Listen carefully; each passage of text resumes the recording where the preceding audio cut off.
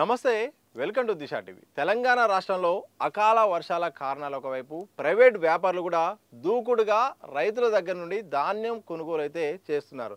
దీన్ని గమనించిన ప్రభుత్వం వెనువెంటనే కొనుగోలు కేంద్రాలను కూడా ఏర్పాటు చేసి కూడా ఎక్కువగా వాళ్ళకంటే అంటే ప్రైవేటు వాళ్ళకంటే ఎక్కువగా కొనుగోలు చేయడానికైతే ప్రభుత్వం ప్రణాళికలు చేసింది. అందులో భాగంగా కొనుగోలు కేంద్రాలకు సంబంధించిన ఏర్పాటు కూడా సిద్ధం చేసింది. ఇక రాష్ట్ర వ్యాప్తంగా సుమారు 8,000కు పైగా ఈ ధాన్యం కొనుగోలు ఏర్పాటు చేయడానికి ప్రణాళికలు సిద్ధం చేసుకుంది. ఇప్పటికిప్పుడు తక్షణ పరిస్థితుల నేపథ్యంలో 2,000కు పైగా కొనుగోలు కేంద్రాలను అయితే నిర్వహిస్తుంది.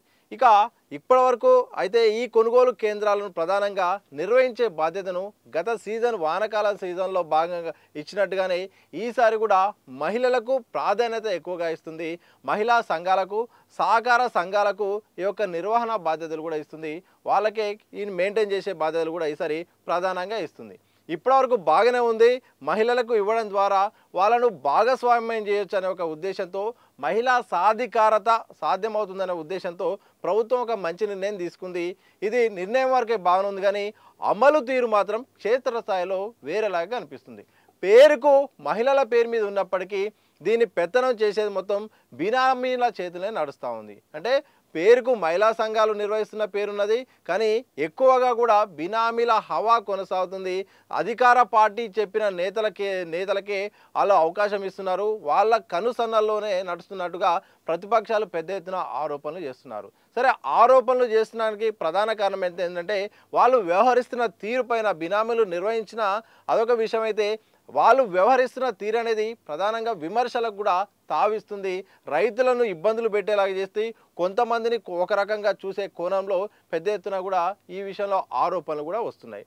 అయితే ప్రభుత్వం టార్గెట్గా పెట్టుకుంది ఈసారి ఎట్టి పరిస్థితుల్లో మొత్తం తెలంగాణ వ్యాప్తంగా మాత్రం 1,30,00,000 టన్నుల వరకు అయితే ఈసారి అయితే ధాన్యం అయితే దిగుబడి అవుతుంది. ఇక కొనుగోలు మాత్రం 70 లక్షల మెట్రిక్ టన్నుల వరకు అయితే కొనుగోలు చేయడానికైతే లక్ష్యంగా పెట్టుకుంది. ఇప్పటివరకు మాత్రం సుమారు 1,00,000 టన్నుల మెట్రిక్ టన్నుల వరకు అయితే ధాన్యం సేకరించింది.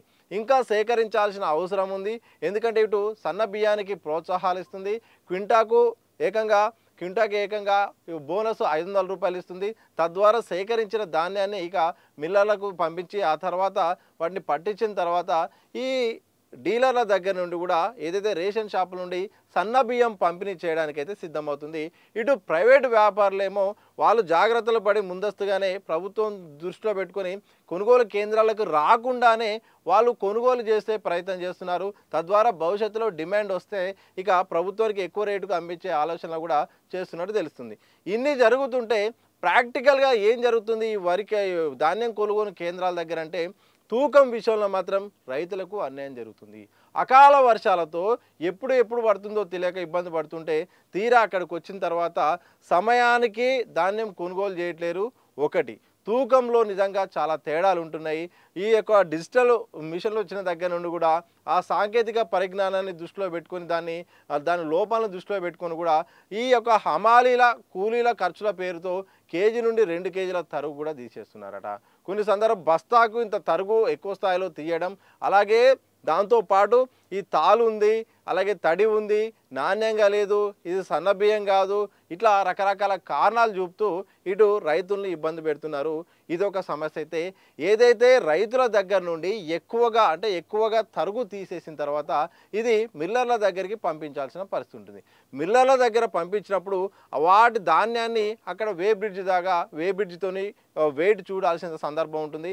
ఆ వెయిట్ చూపించిన నేపథ్యంలో ఎక్కువగా వెయిట్ వచ్చిన సందర్భంలో అది ఆ వెయిట్ని కూడా పరిగణలోకి తీసుకొని దానికి ఒక రైతు పేరు కూడా పెట్టి ఆ రైతు పేరు మీద వచ్చేలాగా ఆ యొక్క డబ్బులు కూడా వచ్చేలాగా మాత్రం ఆ సంబంధిత అధికారికి అయితే మాత్రం ఏదైతే జిల్లా సరఫరా అధికారి ఉంటారో ఆ అధికారికి ఆ ధాన్యం సంబంధించిన ఆ వివరాలు పంపించడం ద్వారా ఈ డబ్బులు ఇక ఆ బినామీ రైతు అకౌంట్లోకి డబ్బులు వస్తున్నాయి. ఇలా బినామీ పేరు మీద ఇవ్వడంతో సామాన్య అంటే నిజమైన రైతు తీసుకొచ్చిన ధాన్యానికి ఎక్కువ తరుగు తీసుకోవడం ద్వారా వేరే వాళ్ళకు ఇట్లా ధాన్యాన్ని కల్పించి వాళ్ళకు ఉపయోగపడేలాగా చేస్తున్నారు. ఇది ఒక పెద్ద సమస్య అయితే, మరోవైపు ఈ యొక్క తరుగు కారణం చెప్పి అలాగే తేమ కారణం చెప్పి తేమ ఉన్నది దీన్ని ఎండబెట్టుకొని రండి 2-3 రోజుల పాటు ఎండబెట్టుకొని రండి అనే ఒక సమస్య ఉంది. మరోవైపు సకాలంలో ధాన్యాన్ని కూడా వీళ్ళు సేకరించట్లేదు. తద్వారా ఒకవేళ అకాలంగా వర్షాలు వస్తే మాత్రం రైతులు నష్టపోయే పరిస్థితి కనిపిస్తుంది. ఇలా చాలా రకాలుగా రైతుల కేంద్రంగా ఈ యొక్క బినామీల హవా కొనసాగుతున్న కారణంగా ఇబ్బందులు పడే పరిస్థితి కనిపిస్తోంది. ఇక రాజకీయ నాయకుల తీరెట్లుందో ఒకసారి చూద్దాం. అధికార పార్టీ నేతలు చెప్పింది వేదంలాగా తయారైంది. వాళ్ళు సూచించిన వ్యక్తులు ఒకవేళ ధాన్యం కొనుగోలుకు అక్కడికి వస్తున్నారంటే వారికే మొదటి ప్రాధాన్యత ఇస్తున్నారు. అంటే ఎక్కువగా రైతులు రాజకీయ నాయకులు స్థానికంగా ఉన్న వాళ్ళు కూడా అధికార పార్టీలో ఉండడం, వాళ్ళు రాజకీయ నాయకులు కావడంతో పలానా వ్యక్తులు వస్తున్నారు తీసుకోండి అంటే ఆ రోజు సాయంత్రం లోపే, ఉదయం వస్తే సాయంత్రం లోపే ధాన్యాన్ని సేకరణ చేసేలాగా కూడా చేస్తున్నారు. నిజమైన రైతులు అక్కడికి వస్తే 2-3 రోజులు కారణాలు చెప్పి ఆలస్యమయ్యే ప్రయత్నం కనిపిస్తుంది. ఇలా అధికార పార్టీ వాళ్ళు చెప్పినట్టుగానే ధాన్యం కొనుగోలు చేపట్టడం, ఒకవేళ ధాన్యంలో ఏమైనా తేడాలు ఉన్నా కానీ, తరుగు కానీ ఏమైనా తాలు ఉన్నా కానీ దాన్ని పట్టించుకోకుండా దాన్ని అలాగే కొనసాగిస్తుండడం, దాని తర్వాత తేమ ఉన్నప్పటికీ ఇంకేమైనా సన్న బియ్యం కానీ దొడ్డు బియ్యం కొన్ని తేడాలు ఉన్నప్పటికీ కూడా వాళ్ళు ఒకవేళ ఇది మా వాళ్ళే, ఇది చూసుకోండి, ఇది మీరు తీసుకున్నదే రాసుకోండి, ఎలాంటి చెక్ చేయొద్దు, ఎలాంటి అభిప్రాయాలు కూడా ఎలాంటి ఇబ్బందులు కూడా పెట్టొద్దంటే వాళ్ళ బియ్యాన్ని వాళ్ళ వడ్లను కూడా సేకరించి వాళ్ళకే బోనస్ వచ్చేలాగా ప్రయత్నం చేస్తున్నారు. ఇలా ఒక మంచి ఉద్దేశంతో ప్రభుత్వం మహిళా సాధికారత కోసం మహిళా సంఘాలకు ఈ కొనుగోలు కేంద్రాల బాధ్యతలు ఇస్తే బినామీలు గత సీజన్లో చేసినట్టే, గత సీజన్లో ఏం చేశారంటే గత సీజన్లో మహిళలకు ఇచ్చినప్పటికీ కూడా వీళ్ళు బినామీలు ఇన్వాల్వ్ అయ్యి ఏకంగా ఆ యొక్క మహిళా సంఘాలకు సంబంధించిన వాళ్ళను అక్కడ కూలీలుగా పెట్టి రోజువారీగా ఇచ్చినట్టే ఈసారి కూడా అలాంటి తీర్మానమే చేసుకుని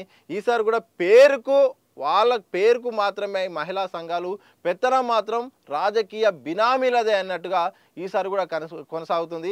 సరే కొనసాగినా పర్వాలేదు అనుకుంటే రైతులకు ఇబ్బంది జరుగుతుంది. వాస్తవంగా రైతులకు సకాలంలో సేకరణ చేయట్లేరు, అలాగే సరైన తూకం పేరుతో కూడా వారి దగ్గర నుండి కూడా మోసం చేస్తున్నారు.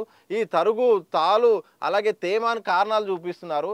ఇలా ఎక్కువగా కూడా తరుగు బస్తాకు తీసేయడం, ఆ తీసేసిన ధాన్యాన్ని కూడా ఎక్కువ రేటుకు అలాగే ఎక్కువ వేరే బినామీ రైతుల పేరుతో కూడా ఏర్పాటు చేసుకోవడం, ఇలా మిల్లర్లు అలాగే ఇటు నిర్వాహకులు కూడా వచ్చిన డబ్బును పంచుకుంటున్నారు. ఇలా మొత్తానికి ధాన్యం కొనుగోలు కేంద్రాల పట్ల మాత్రం పెద్ద ఎత్తున ప్రతిపక్షాలు మాత్రం ఆరోపణలు చేస్తున్నాయి.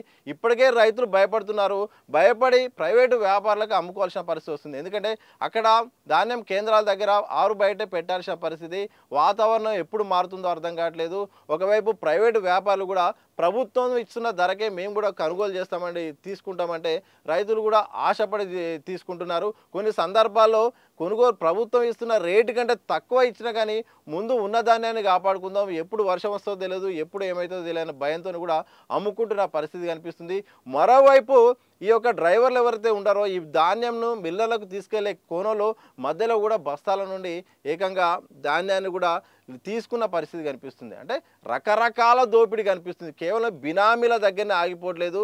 ఈ బినామీల దగ్గర నుండి తూకం దగ్గర నుండి మొత్తానికి తాలు దగ్గర నుండి ఆఖరికి మిల్లు దగ్గరికి వెళ్తే అక్కడ మోసం జరుగుతుంది. ఆ కొనుగోలు కేంద్రాల నుండి ఇటు మిల్లర్ దగ్గరికి వస్తే మధ్యలో సరఫరాలో కూడా మోసం దోపిడీ జరుగుతుందంటే ఏ పరిస్థితులు ఉన్నాయో అర్థం చేసుకోవచ్చు. ఇప్పటికైనా ప్రభుత్వం దీన్ని గుర్తించి పౌర సరఫరాల శాఖ పూర్తి స్థాయిలో చర్యలు తీసుకోవాల్సిన అవసరం ఉంటుంది. పటిష్టంగా మహిళా సంఘాలే నిర్వహించాల్సిందిగా ఆదేశాలు జారీ చేయాలి. ఆ కేంద్రాల్లో వేరే వాళ్ళు ఎవరైనా పెత్తనం చేస్తే మాత్రం వాళ్ళపై చర్యలు తీసుకుంటే బాగుంటుందని కూడా పెద్ద ఎత్తున రైతుల నుండి కూడా ఆవేదన వ్యక్తం చేస్తున్నారు. ఇక రాజకీయ పార్టీలు కూడా పెద్ద ఎత్తున ఈ పేరుకు కేంద్రాలు ఏర్పాటు చేస్తున్నారు, కానీ వాస్తవ పరిస్థితులు అధికార పార్టీ కనుసరణలోనే వాళ్ళకు నచ్చినట్టుగానే జరుగుతుంది. ఇది ఒక రాజకీయ కేంద్రాలాగా ఉన్నాయి, కొనుగోలు కేంద్రాలాగా లేవు అని కూడా ఇటు ప్రతిపక్షాలు ఆరోపిస్తున్నాయి.